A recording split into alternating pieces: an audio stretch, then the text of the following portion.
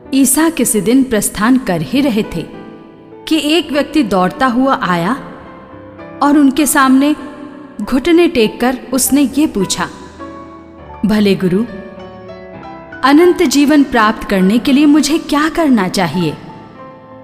ईसा ने उससे कहा, मुझे भला क्यों कहते हो?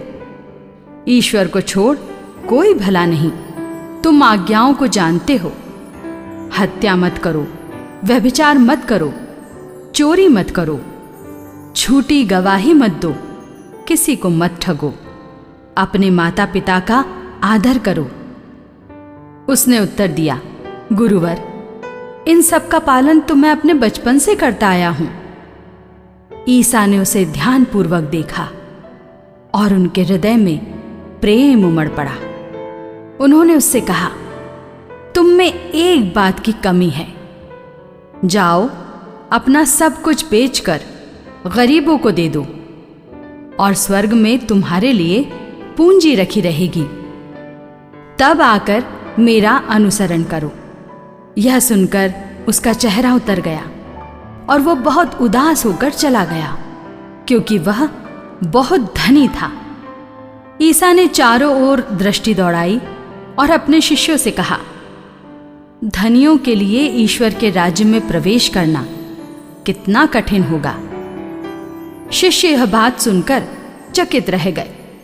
ईसा ने उनसे फिर कहा, बच्चों, ईश्वर के राज्य में प्रवेश करना कितना कठिन है।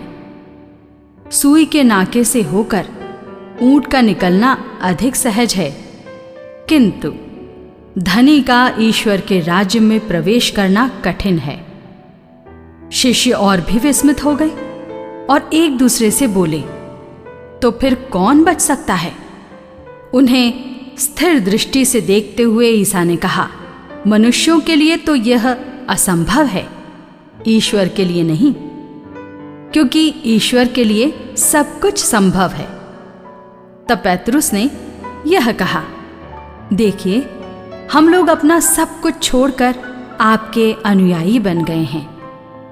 ईसा ने कहा, मैं तुमसे ये कहता हूं, ऐसा कोई नहीं जिसने मेरे और सुसमाचार के लिए घर, भाई, बहनों, माता पिता, बाल बच्चों अथवा खेतों को छोड़ दिया हो और जो अब इस लोक में 100 गुना ना पाए। घर, भाई बहनें, माताएं, बाल बच्चे और खेत, साथ ही साथ अत्याचार और परलोक में अनंत जीवन।